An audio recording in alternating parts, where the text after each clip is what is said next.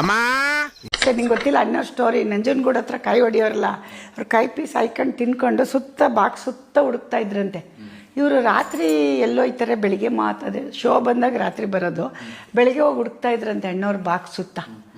ಇದೆಲ್ಲೋ ಇರ್ತಾರೆ ಇಷ್ಟು ಸಣ್ಣ ಬಾಕ್ಸ್ ಒಳಗೆ ಹೆಂಗೆ ಅಂತ. ಅಂಥವ್ರು 250 ಪಿಕ್ಚರ್ ಕೊಟ್ಟವ್ರೆ ಅಂದ್ರೆ ನಾನು ಮಾಡಲ್ವೇನಲ್ಲಿ. T20 ಮ್ಯಾಚ್ ಬಂದ್ಮೇಲೆ ಅಜ್ಜಿಯವರೆಲ್ಲ ಬಿಸಿ ಆಗ್ಬಿಟ್ರು ಕಣ. ಮಾಡಲ್ವೇನಾ? ಉದಾಹರಣೆಗಳು ಇಲ್ಲೇ ನಮ್ಮ ಕರ್ನಾಟಕದ ರತ್ನ ಮಾಡೋಗೋರಲ್ಲ ಅಮ್ಮವ್ರು ಎಷ್ಟು ಜನಕ್ಕೆ ಈ ಮನೆ ಬಾಕ್ಲಿಗೆ ಹೋಗಿ ಆರ್ಟಿಸ್ಟ್ ತಂದವ್ರೆ. ನಾನು ಕೇಳಿದ್ದೀನಿ, ಅವ್ರಿಗೇನು ಈಗೋ ಇಲ್ಲ ಇನ್ನೊಂದಿಲ್ಲ. ಅವತ್ತಿನ ದಿವಸಕ್ಕೆ ಅವನು ದೊಡ್ಡ ಮನೆ ಬಾಗ್ಲಿಗೆ ಹೋಗಿ ನೋಡಪ್ಪ ಒಂದು ಪಾತ್ರ ಮಾಡಪ್ಪ ಅಂತ ದೊಡ್ಡ ಸ್ಟಾರ್ ಅಂತ ಒಂದು ತಲೆಯಲ್ಲಿ ಬಿಟ್ಟು, ನನಗೂ ಈಗೋ ಇಲ್ಲ, ನಿನ್ನ ಮನೆಗೆ ಬೇಕಾ ಬರ್ತೀನಿ, ಎಲ್ಲಿಗೆ ಬೇಕಾ ಹೋಗ್ತೀನಿ.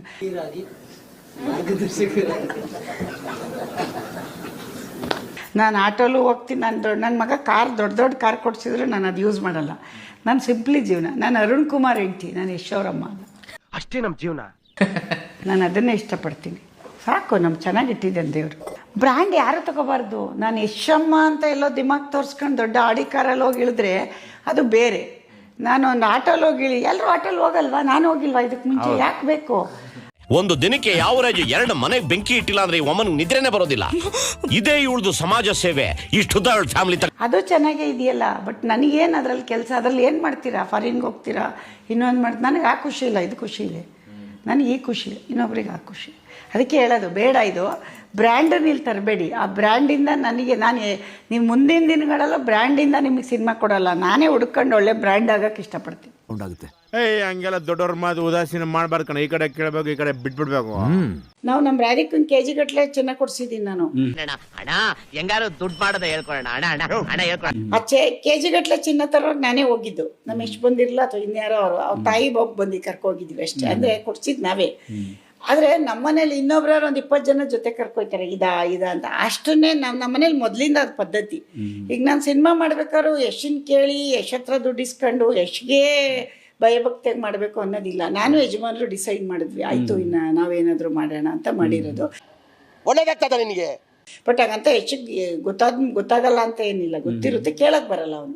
ಈಗ ಅಮ್ಮ ಏನೋ ಮಾಡ್ತಾರೆ, ಎಲ್ಲ ನಾನೇ ಮಾಡಿರೋದಲ್ವ ಮೊದಲಿಂದ. ಈಗ ಅವ್ನು ಏನು ಮಾಡ್ತಿದ್ರು ನಾವು ಕೇಳಕ್ ಹೋಗಲ್ಲ, ಯಾಕೆಂದ್ರೆ ಅವ್ನಿಗೆ ತಿಳುವಳಿಕೆ ಇದೆ, ಅವ್ನು ತುಂಬ ಚೆನ್ನಾಗಿ ಮಾಡ್ತಾ ಇದ್ದಾನೆ. ದಿನ ಬೆಳಿಗ್ಗೆ ಅದು ಆ ವಿಷಯ ಮಾತಾಡ್ಕೊಂಡು ಟೈಮ್ ವೇಸ್ಟ್ ಮಾಡಲ್ಲ ನಮ್ಮ ಮನೆಯಲ್ಲಿ.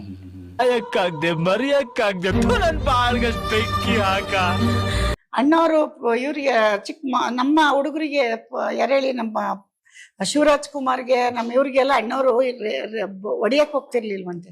ಸುಮ್ನೆ ಬೈಯಲ್ಲಿ ಬೈಯೋರಂತೆ. ಆಮೇಲೆ ಬೈದ್ಬಿಟ್ಟು, ಕಂದ ನಂಗೆ ಅಪ್ಪ ಹೊಡಿಯೋರು, ನಂಗೆ ನಿಮ್ಗೆ ಹಂಗೆ ಹೊಡಿಯಕ್ಕಾಗಲ್ಲ, ಹಂಗೆಲ್ಲ ಮಾಡ್ಬೇಡಿ ಮಕ್ಳ ಅಂತ ಹೇಳೋರಂತೆ. ಅಣ್ಣವ್ರ ತಂದೆ ಗ್ರೇಟ, ಅಣ್ಣವ್ರ ಗ್ರೇಟ? ನೀವ್ ಹೇಳಿ.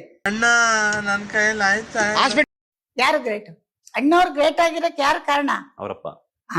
ಅದನ್ನ ನನಗ್ ಗ್ರೇಟ್ ಕೊಡಿ. ಎಷ್ಟು ಚಂದ ಆಗಿರೋದಕ್ಕೆ ನನಗ್ ಕ್ರೆಡಿಟ್